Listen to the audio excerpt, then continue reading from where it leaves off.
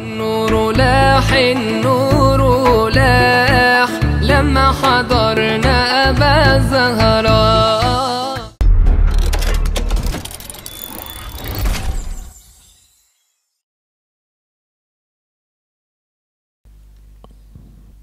Yo, ini langsung uji coba ya Mas ya.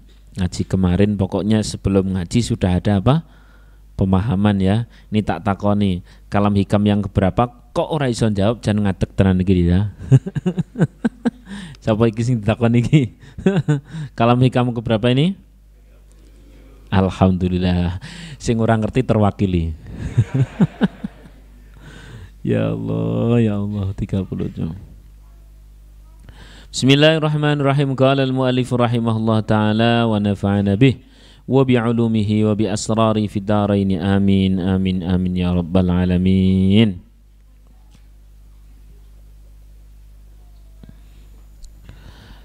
La tahsabin nasa tab'an wahidan. Jangan pernah kau menganggap manusia itu cuma satu tabiat. Jangan pernah kau berkeyakinan manusia itu bisa satu pemikiran. Tidak pernah bisa. Nah, jangan pernah kau beranggapan atau mempunyai pemahaman, apalagi sampai keyakinan bahwa manusia itu memiliki satu pemahaman. Tidak mungkin. Kakak beradik yang secara fisik kembar saja pola pikirnya sama atau beda? Beda. Kalau ada bapak-bapak, ibu-ibu punya anak 5, itu karakternya warna berapa? Ya 5. Dalam satu keluarga aja beda. Masa iya sampean memaksakan setiap orang harus sama? Konyol Mas. Konyol. Falahum gharairun lasta tuhsihin alwanu. Mereka memiliki arah atau watak yang berbeda-beda, yang tidak dapat kau hitung berapa banyak macamnya. Justru ini bukti bahwa pencipta manusia itu benar-benar keren, maha kuasa. Ane ono pabrik gawe barang keluaran sama, yo jenengane pabrik, betul kan? Tapi ini masya Allah luar biasa. Orang yang lahir nyaris bersamaan saja pasti beda. Dan mesti beda. Ya Allah. Putihnya orang Jepang sama putihnya orang Arab sama atau beda? Beda. Padahal sama-sama putih. Gak usah jauh-jauh, sama-sama orang Arab saja. Orang Arab arah Turki sama orang Arab arah Mesir sama atau beda? Beda. Atau sama-sama yang sipit, Jepang sama Cina sama-sama putih dan sipit sama atau beda? Beda. Jangankan beda bangsa, keluaran satu produk, ayahnya sama, ibunya sama saja bisa berbeda. Justru ini kita sedang mengagumi betapa Allah Subhanahu wa ta'ala itu benar-benar luar biasa, maha kuasanya, keren benar-benar. Luar biasa, Masya Allah. Nah, ternyata yang berbeda bukan soal fisik, karakternya berbeda. Kita tambah kagum sama Allah, tambah kagum. Sama pas ke bandara itu ya, ke bandara. Kok iso yang biyen-biyenin Nabi Adam, wong siji ibunya juga ibu Hawa, satu orang. Ini ngobrol itu yang satu pakai bahasa Mandarin, satu pakai bahasa Arab. Piye awal-awalnya piye, tulisannya yo bitone lek bitu atuh banget. Bagaimana kita tidak kagum sama Allah? Jangankan kok Mandarin ke Arab, wong sama-sama Indonesia, antara Semarang sama Tegal wis koyo bangsa beda. Lamun orang apa kok ora kepenak? Itulah keindahan. Masya Allah, maha kuasa Allah. Maha kuasa. Biyen awal-awalnya piye gitu ya. Kok bisa ada bagaimana, ada kaifa, ada piye, ada prige, ada pimen. Pimen daerah ngendi? Pimen. Masya Allah. Luar biasa. Ada ana, ada ai, ada saya, aku, nyong. Atoh kena aku karo nyong melesetek sejak kapan itu? Masya Allah, luar biasa. Ini kita disuruh mengagumi Allah yang menciptakan. Allah yang menciptakan. Masya Allah, luar biasa. Dulunya satu orang loh. Satu orang. Ya Allah. Ya ayuhan nas, inna khalaqnakum min dzakari wa untha wa ja'alnakum syu'uban wa qabaila lita'arafu. Allah jadikan, ya Allah ciptakan kalian berbeda-beda, ada pria, ada wanita, bersuku-suku, berbangsa-bangsa, ternyata untuk lita'arafu. Apa makna ta'aruf? Mengenal. Mengenal itu apa? Kenalan namanya tok gitu? Enggak kan? Sampai hari ini jenengan tanya seorang bapak, seorang ibu yang hadir di sini, apakah kau sudah benar-benar mengenal pasanganmu? Jawabannya, ada yang sudah aku kenal dari karakter pasanganku, ada yang masih proses, ada yang tetap sulit dikenali. Maksudnya apa?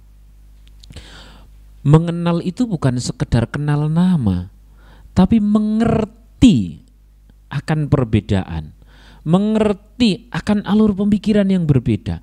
Yang setelah mengerti muncullah saling mengisi, muncullah saling mensupport. Karena piye coba nikah lanang karo lanang ora mudeng blas.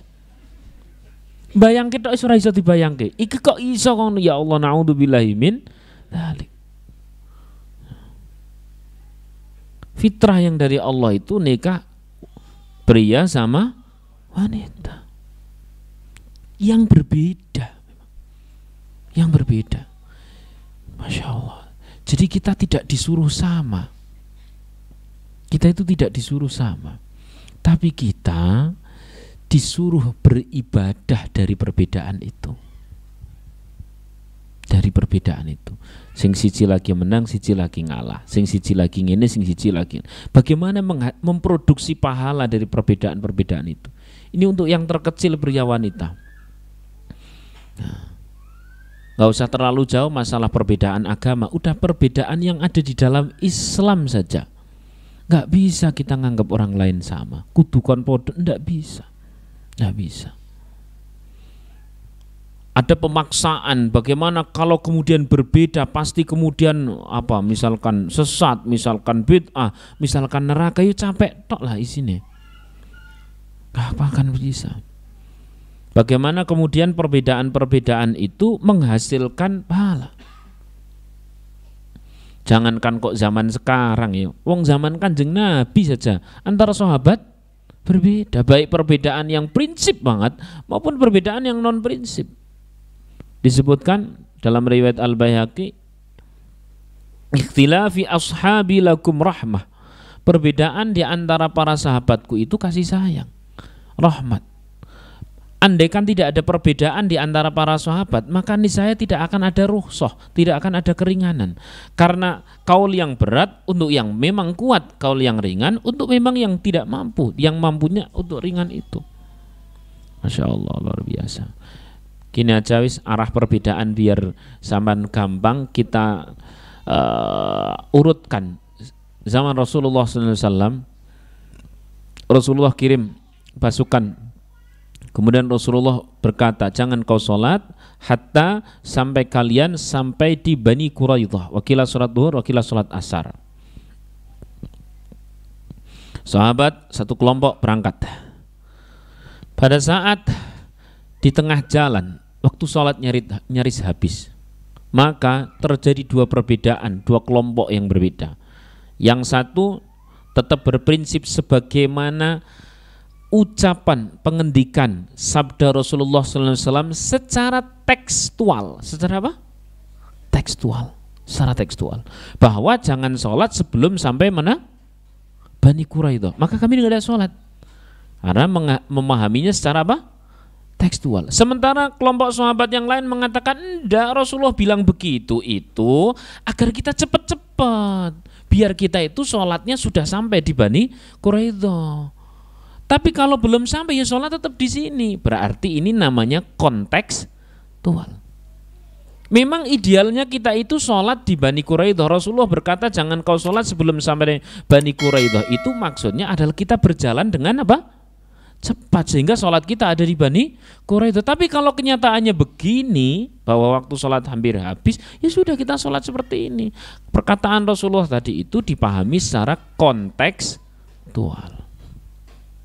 Yang satu tekstual, pokok apa onone, sing siji yo kita lihat Rasulullah bilang seperti itu dalam rangka apa.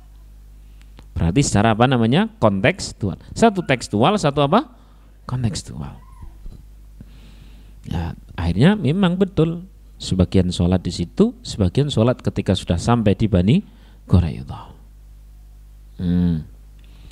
Ketika telah selesai peperangan, kelompok ini kemudian dihadapkan kepada Rasulullah SAW dan Rasulullah tidak membenarkan yang manapun, tidak menyalahkan yang manapun.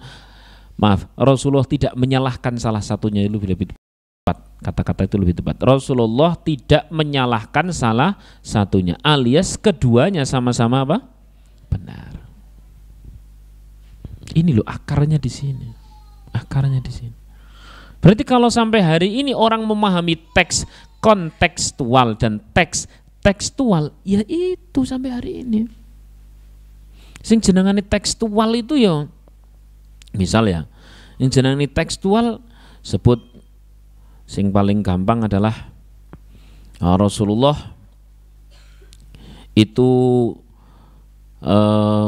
kasih contoh sing paling mudah banget dipahami, mudah dipahami. Rasulullah SAW itu tidak pernah zikir sing ngarepe ono Fatihah, Anas, Al-Falaq terus dirangkai begitu ya. Dirangkai begitu terus habis itu ada la ilaha illallah, ada tasbih, ada sholawat dan sebagainya. Secara teks memang tidak. Tapi secara kontekstual semua zikir satu persatu itu ada dasarnya. Sehingga sampai hari ini beda. Ada orang yang tidak memperkenankan tahlilan, ada orang yang memperkenankan tahlilan. Kalau seluruh isi tahlilan itu satu persatu memang ada dasarnya. Tapi nek digabung separuh itu secara tekstual memang tidak, tapi secara kontekstual. Nah, dan masih banyak lagi contohnya. Sallallahu alaihi Nabi Muhammad. Dan itu beda, hal perkara biasa.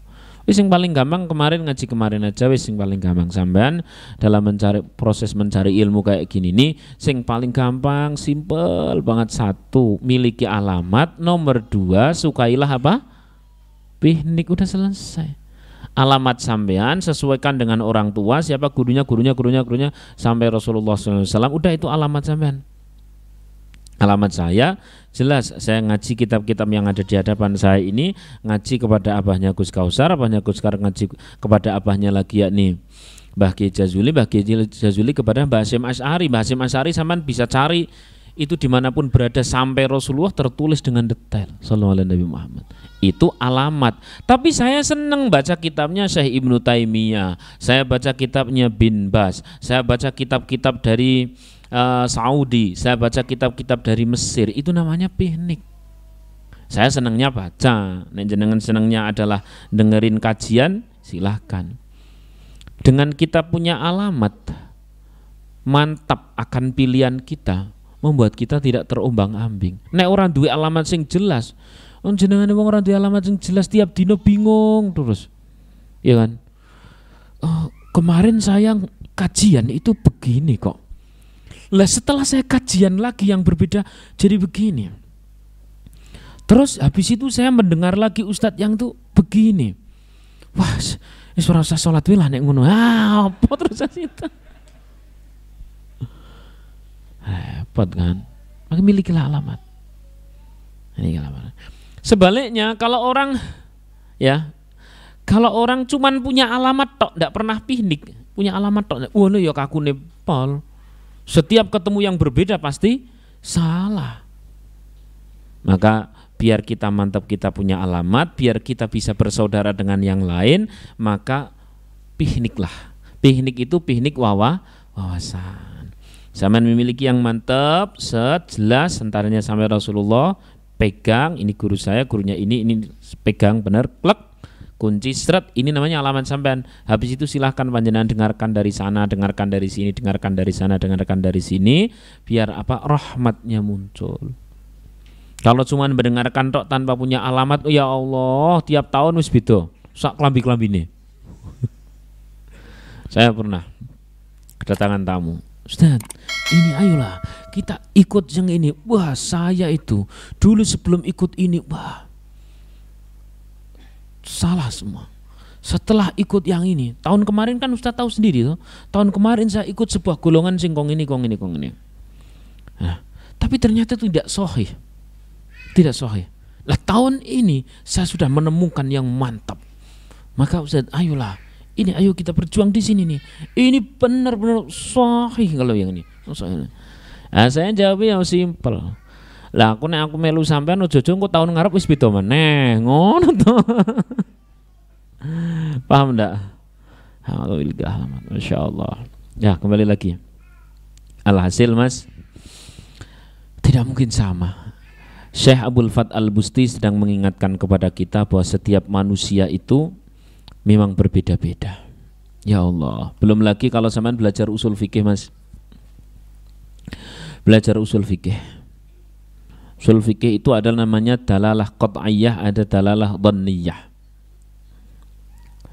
Ada dalalah yang hakiki, ada dalalah yang nisbi. Kalau ayat Al-Quran bahasanya ada ayat-ayat muhkamat, ada ayat-ayat apa? Mutasyabihat. Ya intinya dibahasakan zaman sekarang itu ada yang tidak perlu ditafsiri, ada yang multi tafsir. Lah yang multi tafsir itu terkadang karena gerambiangnya atau masih global ya. Boleh juga karena ada tumpang tindihnya, secara zahir terkesan hadis itu berbeda. Hadis itu berbeda. Maka pada saat kemudian kita belajar usul fikih jadi tahu. Oh, ternyata awal bidoni cara pengambilan hadis itu begini ya. Jadi biasa banget. Bahkan sama-sama masih dalam konteks hadis saja. Konteks hadis saja. Saya baca itu ada namanya bacaan, sini bacaan, kita bacaan. Saya dulu baca Arabnya, ternyata sekarang sudah diterjemahkan ke bahasa Indonesia. Istamti' lihayatik bihayatik, itu nama kitabnya itu. Ada satu kisah di mana dulu ada dua ahli hadis. Ahli hadis yang pertama dia mengucapkan satu hadis panjang. Ahli hadis yang kedua tidak terima. Kau jangan berbohong atas nama Rasulullah. Hadis yang kau bacakan itu hadis yang bukan dari Rasulullah SAW. Gak pernah selesai ini dua. Geger ini. Saya punya kitab 9 jilid namanya Jarh wa Ta'dil. Jarh wa Ta'dil itu adalah sebuah dewan untuk menetapkan perawi A itu disebut layak atau tidak layak. Jadi itu isinya koyo kamus itu 9 jilid itu. Geger, tidak pernah selesai ini orang. Enggak, itu bukan hadis. Oh ini hadis, ini bukan. Ini hadis, ini bukan. Cara cah saiki meni, palsu kuwi, palsu kuwi. Kuwi palsu kuwi. Lah iso ngerti palsu. Lah kan aku macane sing palsu. Lah aku macane sing asli. Wah, ora rampung. Akhirnya karena itu ada di kerajaan, maka wazir menengahi. Wazir yang bijaksana bilang demikian. Wahai muhaddis A, muhaddis itu ahli hadis. Yang baru saja kau dengarkan dari muhaddis B itu menurut sampean bukan hadis. Ya. Saya tanya, apakah engkau hafal seluruh hadis Rasulullah SAW? Jawabannya hafal atau tidak? Tidak. Kalau sebagian bagaimana? Kalau sebagian saya hafal. Anggap saja yang dibacakan oleh muhaddis B tadi itu adalah sebagian yang belum kamu hafal. Wis ngono selesai. Paham atau tidak? Sallallahu alaihi Nabi Muhammad. Maka pada saat kita terjadi perbedaan, daripada buat geger sing ora-ora, mending anggap saja, bukan anggap saja. Udahlah, mungkin itu ilmu kita saja yang belum apa? Nyanda. Ndak usah kakean berdebat. berdebat. Lah memang kalau terlalu banyak berdebat bagaimana? Saya bacakan orang-orang yang apa ya, hobi berdebat itu terus kemudian apa sih efeknya? Nah, ini ada beberapa hadis yang perlu saya baca.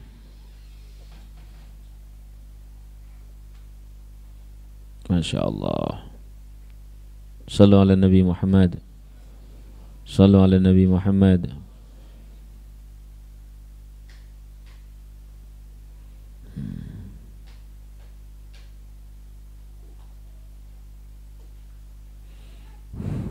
Ya Allah, tadi tak tulis kok.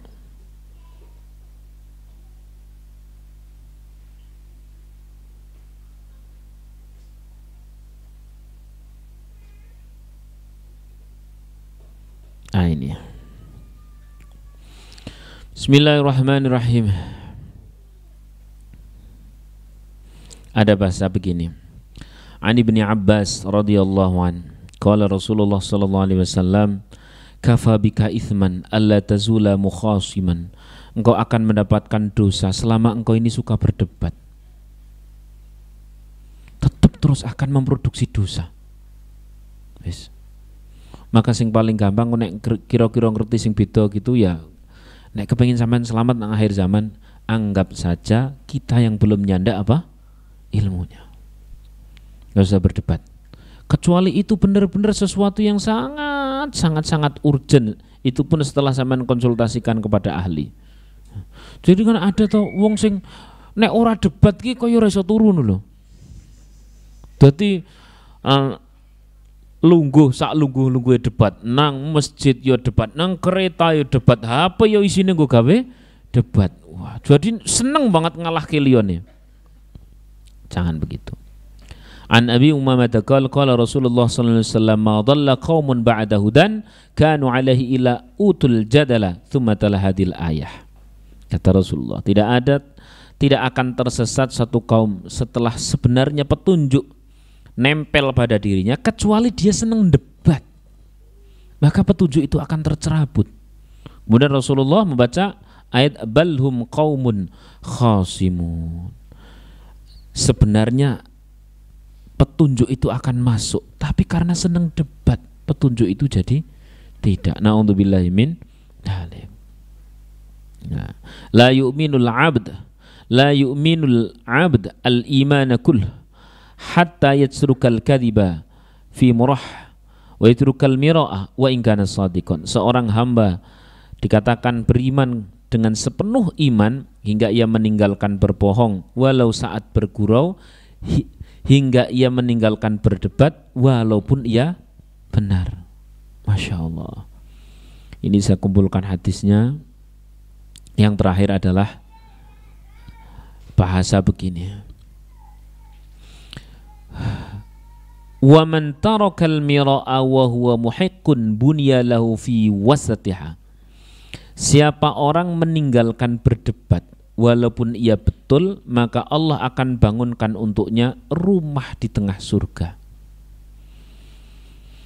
Maka sesuk Mas, ini nek wis ngaji Unwanul Hikam kok ngene iki, sampean lagi nang masjid, tiba-tiba langsung ada orang dari belakang. Ini neraka di sini. Ini neraka di sini. Ini ngelangsrah bahasa Indonesia apa toh? Itu loh yang turun ke bawah itu loh. Ini neraka di sini. Sampean, kalau itu memang teman akrab dan kira-kira itu tidak akan terjadi permusuhan dan sebagainya, sekalian diajak diskusi monggo. Cari penengah silahkan. Tapi kalau orang tidak tahu menau, antah berantah dan sebagainya, mending sampean bilang, ya doakan agar saya tidak masuk neraka Pak. Sudah selesai. Tapi ini harus nggih Pak, doakan. Udah selesai. Habis itu Pak ditanya, Pak nyun sewu Pak, sudah makan atau belum? Kadang-kadang orang keras kan karena lapar. Maksud saya begini, saya sedang ngajari panjenengan, yang saya juga ngajari diri saya sendiri. Kalau ada orang ngajak mungsuhan, itu perhatikan perhatikan dia. Boleh jadi memang orang ini butuh perhatian, apalagi itu masih di ranah keluarga. Mending kita produksi pahala daripada produksi apa? Dosa. Ya. Terkadang ya butuh di apa, eksisnya butuh di kita sobio. Oh masya Allah bapak itu, kurang lebih begitu. Shallallahu alaihi Nabi Muhammad. Ingat hati sini mas, cukup disebut orang yang berdosa sepanjang dia tidak meninggalkan apa tadi? Perdebatan. Orang yang walaupun benar dan dia mau meninggalkan perdebatan, oleh Allah dibangunkan apa? Surga yang posisinya di mana? Di tengah mas. Insyaallah. Shallallahu alaihi Nabi Muhammad. Nah, ini dulu yang dapat saya sampaikan, semoga bermanfaat. Jadi saya harap walaupun zaman masih muda yo biasa-biasa saja, apalagi kalau sudah mulai di ranah-ranah ini mas, ranah-ranah yang sudah mulai menyalahkan yang lain, yang menyalahkannya menggunakan istilah punya konsekuensi hukum. Iya, paham enggak? Jadi ini mas, ini terakhir penting banget. Sing mau lali ora apa-apa. Ini yang terakhir penting. Oh serius ini serius. Ini penting banget. Begini mas, kalau toh memang harus mengatakan salah kepada seseorang, katakanlah salah.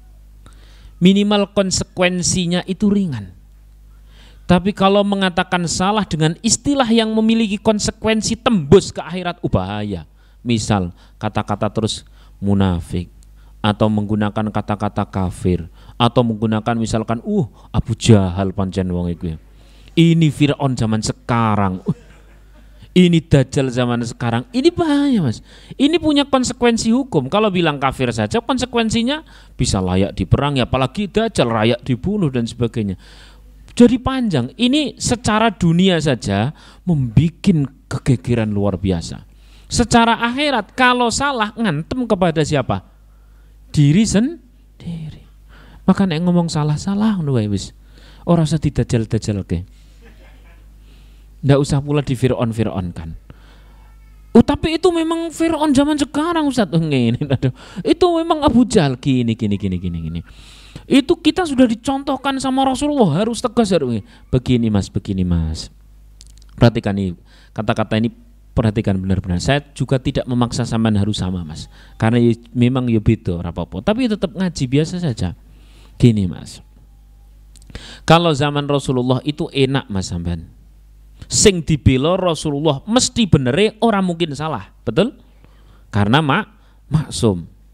Sing dimungsuhi Abu Jahal mesti salahe, orang mungkin bener. Abu Lahab mesti salahe, orang mungkin bener. Karena salahnya memang sudah nas. Jelas ya? Jadi ngambil sikapnya enak. Lah kalau zaman sekarang sing mbok bela kan ya Nabi, pasti mungkin apa? Salah. Sing mbok mungsuhi ya juga bukan Abu Lahab. Sesuk tobat ya bener jadine. Betul atau tidak?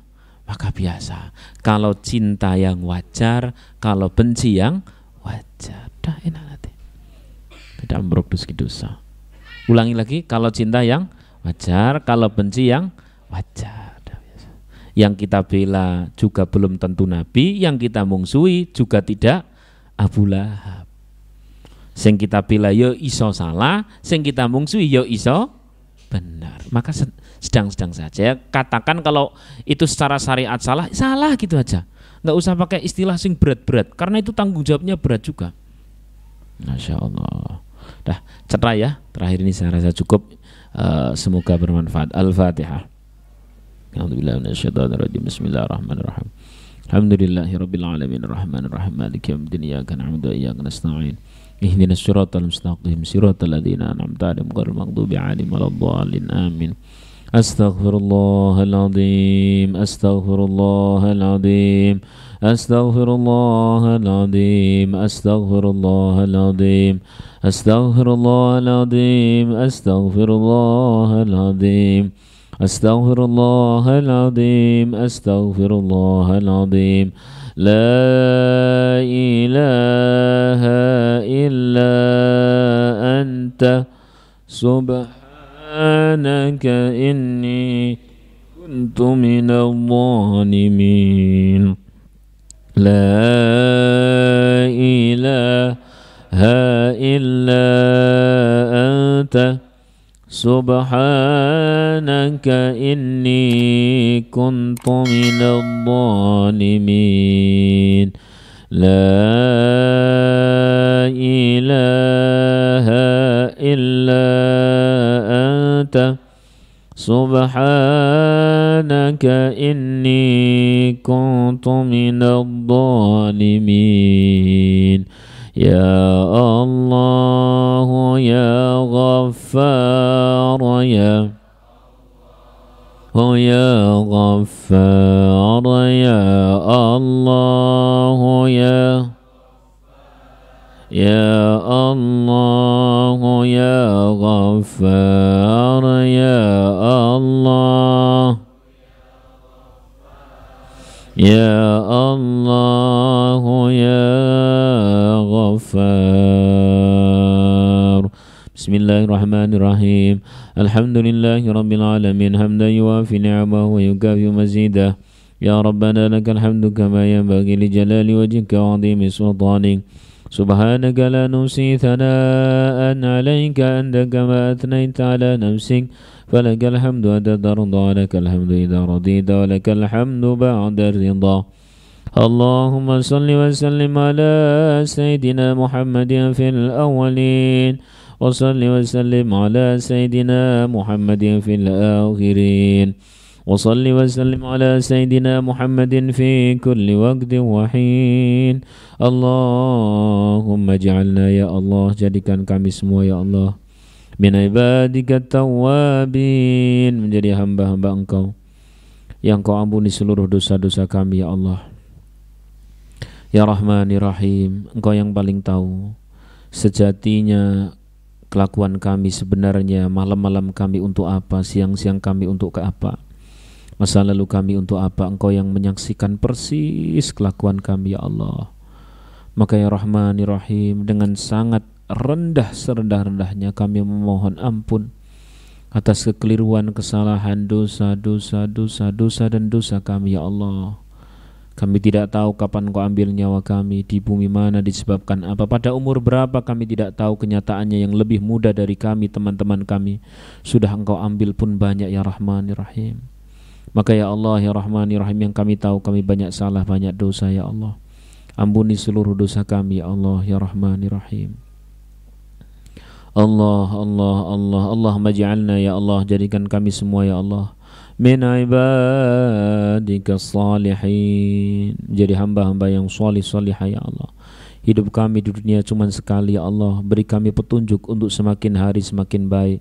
semakin hari semakin saleh semakin hari semakin berilmu, semakin hari semakin birrul walidain, semakin hari semakin takwa ya Allah, semakin banyak rezeki semakin takwa ya Allah, semakin tinggi kami ya Allah, semakin rendah kami di hadapan Engkau ya Allah, semakin tinggi kami, semakin syukur kami, semakin takwa kami, semakin tawakal kami ya Allah. Ya Rahman ya Rahim Allah Allahumma ja'alna ya Allah jadikan kami semua ya Allah ya Rahman ya Rahim yang masih muda-muda ini ya Allah min ibadikal mustajibin menjadi hamba-hamba Engkau yang Kau ijabah doa-doa kami silahkan berdoa untuk cita-cita masing-masing hajat masing-masing barangkali di majelis ilmu hadir para malaikat sehingga dikabulkan oleh Allah silahkan berdoa.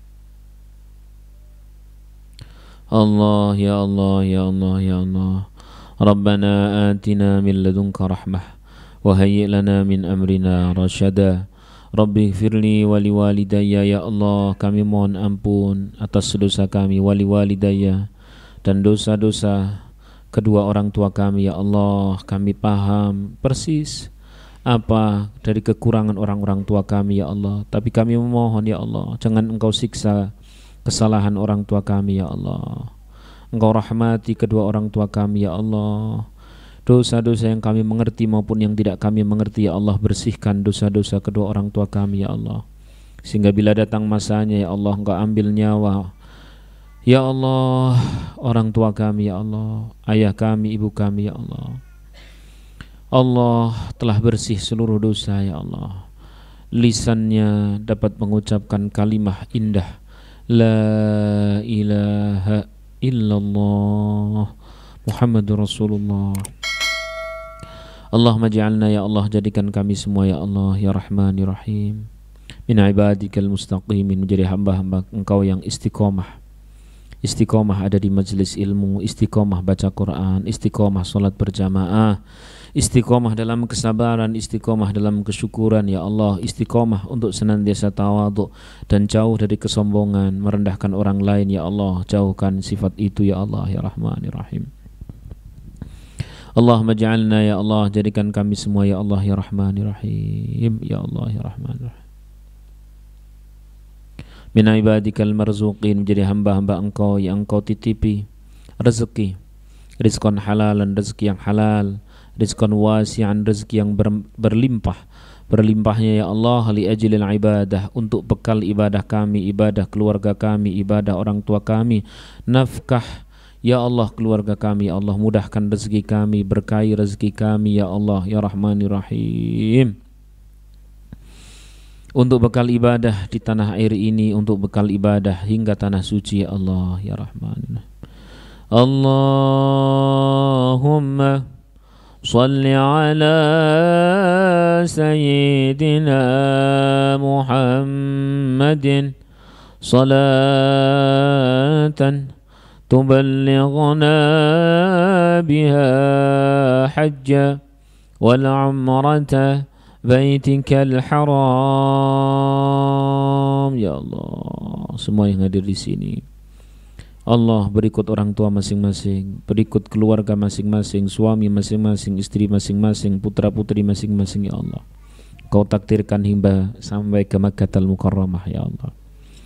Engkau takdirkan hingga tawaf di Masjidil Haram, ya Allah, wa ziyarata nabiyuka Muhammadin sallallahu alaihi wasallam fil rawdah fi Masjidin Nabawi, ya Allah. Semua yang rindu kepada Rasulullah, sampaikan hingga ke Masjidin Nabawi, sampai ke Madinatun Nabi, sampai ke, ya Allah, Al-Madinah Al-Munawwarah, sampai, ya Allah, ke Rawdah, ya Allah, ya Rahman ya Rahim.